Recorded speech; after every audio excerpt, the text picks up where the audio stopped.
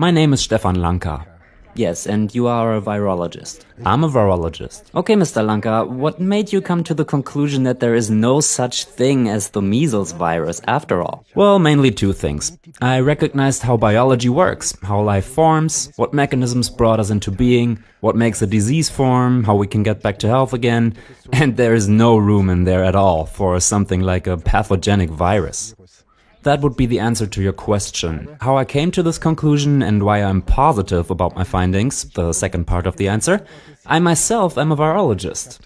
I am discoverer of the ocean's first megavirus, which did not do anything bad to anyone, and today we know that life emerges from precisely these structures. So naturally, with this competency as virus discoverer, I reviewed contemporary medicine's claims, whether these pathogenic viruses exist at all, and I came to the conclusion that that simply isn't so. You recently put out the offer of €100,000 prize money to anyone who can prove you wrong. Why this competition? Well, I want to achieve a reformation in medicine. That is long overdue. Everybody knows that there is something fishy about the SARS epidemic, the bird flu, the swine flu, that there's something wrong about it. And well, I'm simply the first to have the courage to go public with this. Now, I do have enough people behind me who support me. This also includes a Nobel Prize winner, of course. But somebody simply has to start talking about it. It's kind of like when humanity discovered that the Earth is round, that it spins and so on. And we have to think about pathogenic viruses in a similar manner. We need a reformation in medicine. The costs are not payable anymore. At the same time, people are growing sicker. The Dutch are showing us right now how it could be done. They recognized something. There the people are healthier, grow older, and at the same time the Dutch managed to reduce the expenses for the healthcare system drastically. We have to do the same thing, only more consequential, which means we have to start working on something central. And that is the question of vaccines in general. We were talking about this earlier. If there's no such thing as the measles virus, how do you explain the symptoms that are normally cited in reference to the measles? Well, the same way one would have explained it in the past, before the idea of a measles virus came into being. The same way other medicinal cultures, such as the Chinese or the ancient Indian Ayurveda medicine tradition, have explained it, where there is no material contagion, but the skin is poisoned from the outside through crude oil products, the toxins that are in them, as well as the poisoning of our skin from the inside. This is the reason why people visit the sauna, so all that stuff can come out. If the kidneys cannot get rid of these toxins, if the urine is white and substances like urea, uric acid and creatinine stay inside the body, all that stuff will work itself to the outside through your skin. The skin nurtures us, the skin detoxifies us. And once that mechanism is compromised, we will get the inflammation of our skin, which is then usually referenced as measles. There's also a third thing that I have reviewed and determined to be scientifically exact and correct, and that is that psychosomatic effects can come into play when one is separated through violence from something or somebody. In that case, we literally get thin skin, which one can also feel. And when the trauma has been processed, the skin will repair itself again. And this process is precisely the one we usually call measles. So how do you explain the danger of contagion? Well, I think that's pretty clear. The question of contagion: if I drink the same water, if I eat the same toxins, if I rub the same toxins onto my skin, if the same toxins are working their way out of my body, I will show the same symptoms at the same time or shortly thereafter. Also a fact that is very well known: why do measles in school generally pop up in merely one classroom at a time? If you look at it, you will find that in most cases, a deeply loved teacher has just left the class in question, a teacher that might have been some kind of substitute for the kids' mothers, and they had a really strong bond to her.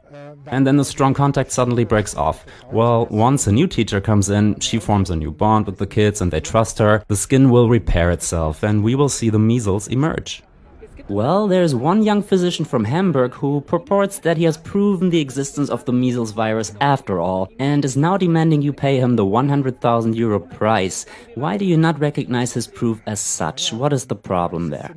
Well, the term evidence is defined in Germany and only in Germany. This is the reason I opened this contest under German law, because nowhere else in the world is science defined, neither is scientific fraud part of the usual statutes of criminal law, and this is basically the reason they can say and do whatever they want. I just want to remind you of the sad case of Mr. Herman, which anybody can research for himself, who has outright fabricated nearly all of his publications pertaining to high-dosage chemotherapy in women with breast cancer. Yet this man enjoys a high reputation today, but nothing really happens. However, out of the tradition of legal positivism in Germany, beginning with Immanuel Kant and so forth, legal positivists have quietly created a law that is part of public health, specifically the German infection protection law. So when these questions are decided, our laws, our constitution, the basic law for the Federal Republic of Germany, and specifically the infection protection law apply. The competition is adhering to the exact requirements of the infection protection law, and I have informed Mr. Badens of this in writing as well when he claimed to have contrary evidence.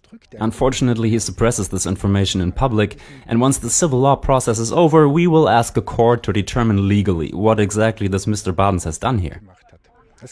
It could simply be that this young physician, who, by the way, does not have a PhD, has never worked in a laboratory and has never published any scientific work, is emotionally and intellectually stuck on this matter, and so he revolts.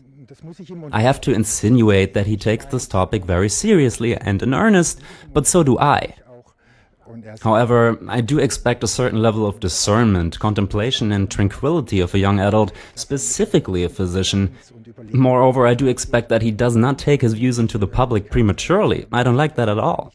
The court should make their decision without pressure, so that they can weigh facts and law against each other, the way it should be. But what information did he submit specifically that you do not recognize as evidence?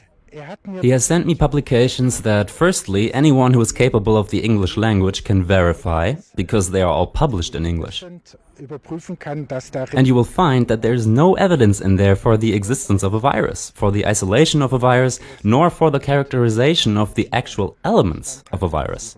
This can be confirmed by any non-professional in a matter of hours who will take the time to read the publications. Furthermore, and this is another reason, these publications did not originate within the German domain of law, nor do they come from the Robert Koch Institute itself, which was cited as the central source, including the contact person there in charge of measles. So it would actually have to be published by that institute, because in Germany all matters of infection are subject to our legislation, laws and constitution, i.e. the right to physical integrity. And I have told the gentleman the same, but it's being ignored, and it will also be ignored in public until tomorrow at about 1 p.m. Then the world will look very different again. So what do you expect to happen tomorrow in court? Are you really sure you won't have to pay the 100,000 euro to this man? Well, of course. I want to achieve a reformation in medicine. To question whether I am sure has to be answered with yes. I am positive. As a virus discoverer, as scientist, that our common explanations for health and sickness, this old neo-Darwinian model of war and conflict and suppression, contagion, viruses and so forth, there is no room in there for it. It's a medicine of yesterday, and I represent the medicine of today and tomorrow. So yes, I am absolutely positive. Ich vertrete die Medizin von heute und von morgen, und da bin ich mir eben ganz sicher. Okay, sind Sie denn dann eigentlich...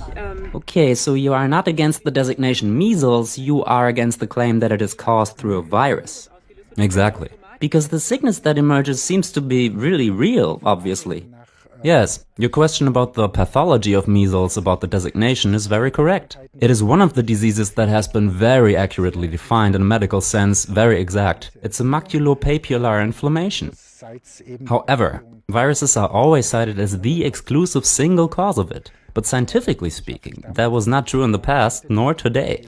By now it has also been positively refuted, because the models that we have today, there is no room in there for war and attack. All of that stems from historically antiquated thinking, and there is no such thing in reality.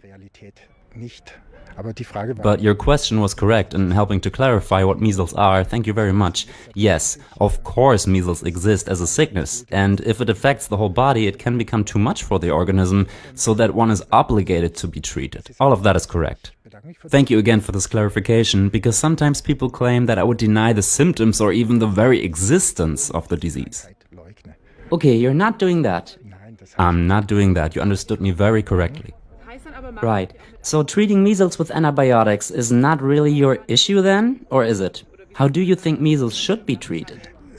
Well, no, measles should generally not be treated with antibiotics, only many physicians do not know that and do it anyway. und tun das trotzdem. Es ist ja Officially, it is a viral disease. Erkrankung, bloß eben die erste, die das nicht mitgekriegt But those physicians who did not pay any attention, or older physicians, will simply treat it with antibiotics, which is even wrong according to our contemporary school medicine model and does not make any sense.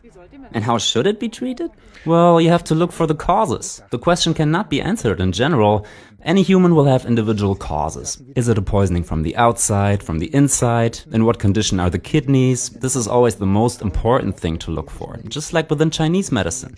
How are the kidneys doing? Because they tend to enlarge small symptoms tenfold. And what are the psychosomatic effects that contributed? All of this has to be looked at, and you will find the cause and hence the perfect therapy and treatment. Thank you for this interview.